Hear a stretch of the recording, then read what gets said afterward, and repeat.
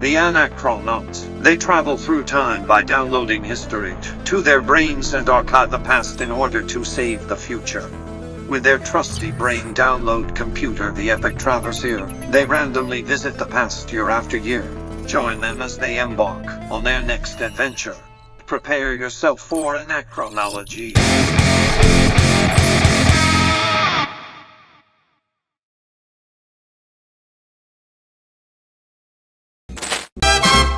Through the ages we're lighting a tree, unwrapping the joy of what Christmas can be. From the first snowfall to the lights so bright, we're making the season feel just right. It's a holiday special, the joys in the air. Calm and clear, spreading love everywhere. With time as our canvas, we paint it so clear. The spirit of Christmas is forever right here. So what do we got next here? Should we do some traditions? Should we do some little tradition-y, boys? Tradition-y, man. All right, Let's take it to traditions. This is a fun one.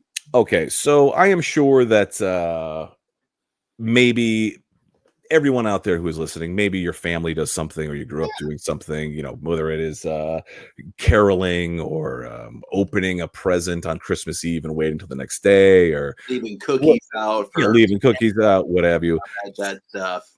So the only thing that I remember that we did growing up, Tom, like Christmas Eve was always the big thing with the Italians. And then Christmas Day, there would be like, you'd see these grandparents and then these grandparents, blah, blah. So I was thinking to myself, how insulated have I been this entirety of my life? And I was thinking, wonder what other people might have done for their Christmas traditions as a family. Okay. So fired up the old AI producer. AI producer kicked me back with some Reddit threads that had what do you or your family does on Thanksgiving for traditions. So we got some traditions to run through. I figured we can just, everyone's a little different, but everyone is celebrating the holiday. So we could probably like read and comment, see how we feel about these traditions. So the first one is, I have a family of 5 and we visit my parents for Christmas. They scatter all of the gifts across their 10 acres of wooded property. Last year, I had to cut a rope to lower a gift down because it was suspended 30 feet in the air. So apparently they're doing some scavenger hunting for Christmas. It's kind of fun and adventurous. And if you're obviously a person that lives on a big swath of land like that, I assume you're outdoorsy people. So it's fun. If I just showed up to like a person's house and they were like, I've hid all your presents out on my property and it's fucking cold and go find them, I would kind of be like, what the fuck, dude? We grew up in Western Mass where there is snow basically guaranteed on Christmas. If I had to go like traipse around 10 acres of land in New England snow, as whether I was 5 years old, 15 years old, 25 years old, I'm going to put a kibosh on that tradition. They better be great gifts, too. Yeah. I'm going to have to hunt them down like fucking the Hunger Games in the woods. Dude, cut a rope to lower a gift because it was suspended 30 feet in the air. That better be like my portion of the inheritance if I got to do that fucking work. But not a tradition that I would want to participate in. But next up, Christmas Eve. We have a tradition of the Christmas elf. All the kids take turns putting on the pointy green elf hat and putting a present under the tree. They are all in their 20s now, and my wife still makes them do it. We have a bunch of pictures of bored, annoyed 20-year-olds posing with a present by the tree wearing a stupid elf hat. Photo ops seem like an easy tradition. I know my mom's family's weird like that. Like they're like, wear a flannel, wear a buffalo plaid, and we'll take pictures. And it's like you abide by it to some point, and then you're just like, I'm done with your games. So now I agree with everything you just said. I was trying to silver lining the situation, and when I saw like annoyed 20-year-olds, here is where I feel like the 20-year-olds, although they have every right to be annoyed, one of them should have the bright idea to make this fun again. Remember how we were kids and we loved doing the elf game? Okay, now we're in our 20s. Let's get drunk. let's get high. Let's have a little bit of fun. You know what I mean? Let's You can let's definitely let's turn the elf game on its head, right? It's like instead of being annoyed, be like, hey, listen, we gotta if you're gonna put a present under the tree before you do that, you gotta do like what is it? Like take a hit off the bong, take a shot, chug a beer. I mean, let's elevate the elf game so it's not all annoyed say it 20. best. I think if you want to keep it interesting, elevate it. Yeah, elevate it. Next one. On Christmas Eve, we all pack into the car and drive around looking at the Christmas lights around town. Oh yeah. And we drink chocolate milk from baby bottles while we do it. This is the internet. So I don't know if this is true. You know what I mean? Like, again, like this internet fed by AI producer. Very possible someone is just making this to be like, oh, I wonder what internet points I'll get. However, it is also not out of the realm of possibility that this is actually a family tradition. Like we drink chocolate milk from baby bottles. Interesting touch. The driving around. Sure, if you do live in a festive area and people get crazy with the lights, that's free. I mean, you can do that for free. That's fun. Good old fashioned entertainment. Maybe don't drink and do that one. Yeah, the baby bottle thing is weird. Let's talk about baby. Like I said, it's weird enough. You go and drive around. I'm not going to say I'm against that, but you could also just kind of like, if your neighborhood's sweet, throw on a nice warm coat and a hat and some gloves and just go for Walk the dog. Yeah, walk the dog. Walk, baby. Yeah. Pack a little hot cocoa in a mug or a thermos instead of a baby bottle. Okay, next one. Or looking at our lights, all sucking on baby bottles. Yeah, a little. That's what I'm saying. It's the internet. Don't know if it's real or not. Producer, I blame you. We make a 6-foot-long burrito by laying down a lot of tortillas. Once all the food is in on it, we all gather around and roll the burrito together as a family. So there was no other info on what food is being put into this burrito. So I don't know if this is like traditional, like, roast trimmings, or if this is a Latin blooded family who is doing whatever their traditional Christmas Latin food spread is for putting in a burrito. Christmas Day burrito. Hey, I think that sounds so delicious, and especially if made with like the proper, like, in the heritage of the family, and it's all like passed down from generations. Delicious food. Can you imagine? I mean, that's the most love-packed fucking burrito you're gonna eat all year. I mean, the fact that it's 6 feet long and it takes the entire family to roll together, that seems like, if this is true, that seems like a great tradition to keep alive. But I am curious. Again, there's no further details on what. Can I add a footnote to this tradition and say that one family member each year must be selected to eat the whole burrito? Ooh, the family screams and chants their name and cheers them on. See now, the only thing is like tribute.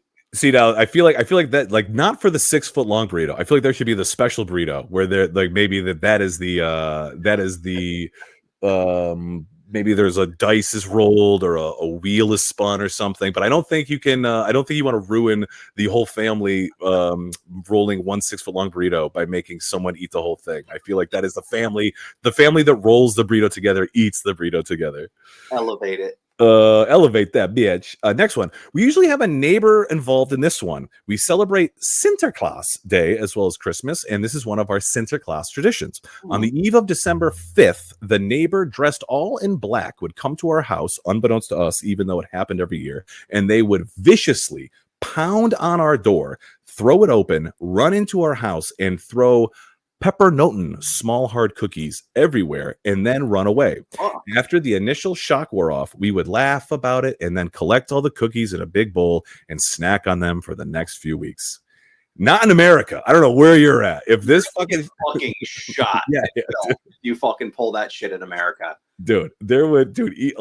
Even if ground against Sinterklaas or whatever the fuck his name is. I am rewinding, even like in Massachusetts, like not do that 30 years ago. This does not seem like this would be something that is a good idea, let alone a yearly tradition. Someone pounding on your door and kicking it open. And when I really listen to it, it's kind of this sad veil of like, is this just these people covering up this like terrible trauma of like a family member who gets so drunk every year they come over, shit blasted, and just like scream, kick down the door, and just I like that better. Trash everywhere.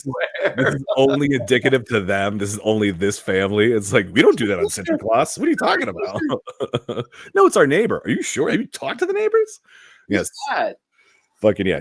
Especially this day and age. You're done. Next one. Our family always makes 100 pigs in blankets, little cocktail sausages wrapped in bacon. There's only 5 of us, but making any less is considered sacrilege. Pretty dope. So as far as family traditions go, Pig. how American is this, brother? There's 5 people in this family. They make no less than 100, meaning each individual gets bare minimum 20 pigs in a blanket. If that ain't American Christmas, I don't know what is. Oh, that's so solid, man. Because like those things can go down with anything. Anything. They're easy. You pick up, you nail them with the fucking toothpick. They go great with a nog, an ale, whatever you want to drink, man. They're just perfect. To call back to the giant T-shirts that have Simpsons characters on them, Homer has a line in an early season referencing cocktail wieners where he says, "It looks like ketchup, it tastes like ketchup, but brother, it ain't ketchup." And if that isn't like describe the taste of a toothpicky little wiener, little pig in a blanket, Put that blanket in on it too, man. They're just so good. Well, what a great tradition. Now that's a tradition I would gladly take part in. Next one. My family re-gifts odd things like messed up version of tag. Gifts you might be unsuspecting. Gifts you might be the unsuspecting receiver of in our family. A pan full of cinnamon rolls so burnt that you can't even chip a piece off with a knife. A little priest doll that looks like a penis from the back. A can of Spam, a bowl of dried out oranges and apples. It's a great tradition. You always get that "oh no" expression when you're the receiver, then immediately start planning re-gifting with giddy anticipation. It's pretty good, man. Our buddy Raymond once told me, probably you, the story too, that him and his family would do it to each other, and there was epic back and forth between him. I think it was him and his dad in a game of Scrabble, and apparently that game of Scrabble got passed back and forth pretty good. I think even they crossed the barrier and it was like birthday gifts and things like that, but it was an ultimate long game. I believe you're right. I'll be seeing him this weekend. I'll have to ask him about that. Patreon member. Thank you, Raymond. Yeah, Raymond. Yeah, buddy. Very I'll see you. I'll see you before this airs. I'll check that story, but I'm pretty sure that he did partake in some tradition like that, and I think that's aces. That's perfect. Next one. We hide an Xmas ornament shaped like a pickle in the tree somewhere and let the kids try and find it. Whoever finds it would get $10 or a small gift. We would separate into a group of boys and a group of girls, but since we're older and none of us have kids, we just break down into a small group. I'm not sure if other families do this or it's just a family tradition of mine, but anytime I've talked to friends or coworkers, no one knows what I'm talking about. Edit. It sounds like a pretty popular German tradition. My family, mostly Norwegian and Irish, but we do have some German in our blood. So apparently a German tradition of hiding a pickle in a tree to then receive a gift. You know what that sounds like to me, Tom? That sounds like an early version of Find the Jew and get rewarded. That's what that sounds like to me, Tom. That sounds like the Germans with their weird, like Germans and their fucking pickles, man. Jewish delicatessens always have pickles. They love their pickled veg. This is This is a very, I think 1936, 37, 38 tradition. I don't know when it starts, but I'm going to guess. It's not age well, and it's not good. The first pickle in a tree was at the Reichstag instead of Rockefeller Center. There was the Reichstag Christmas tree. That was the first pickle in a tree. But yeah, finds the pickle. Yeah, finds the pickle. Where is the pickle? The pickle has a tattoo on it. All right, moving on. We put our real tree up on Christmas Eve to get it fit in the holder. Dad saws the bottom branches off. He does this in the middle of the living room, screams at my sister to vacuum up the mess, takes a nap on the couch before putting the tree in the stand. So over a couple of hours, around 4 o'clock, there's just this fat old guy and a fat tree laying in our living room, taking naps. That is also, aside from like 100 pigs in a blanket, this also seems very American. Like a dude waiting, like a family waiting until Christmas Eve, causing a mess, yelling, passing out, not finishing the job. Like this is also very. It's like they have the best intentions, but every year that doesn't happen. And I mean, honestly, like that is such a level of stress. I remember back in the day, probably in the early 90s, up until my parents would go and cut down a fucking Christmas tree like maniacs. And it was always stressful and yelling, and then finally it was up. But if that happened on Christmas morning, if the decorating had to happen then, that sounds crazy. Yeah, that seems like we never like I don't know if it was like, you know, the first week of Christmas or something, but by before New Year's, the Christmas tree was down. But even in my family, where we didn't put that much importance on the Christmas tree, waiting till Christmas Eve seems fucking borderline crazy, dude. That seems like, why even do it? Unless like the whole unless you're waiting for like, 20 people to show up and be like, no, they're coming from Seattle and they're coming from Portland and they're coming from it's like, how long are you keeping that tree up? But after you put it up on Christmas Day. Odd.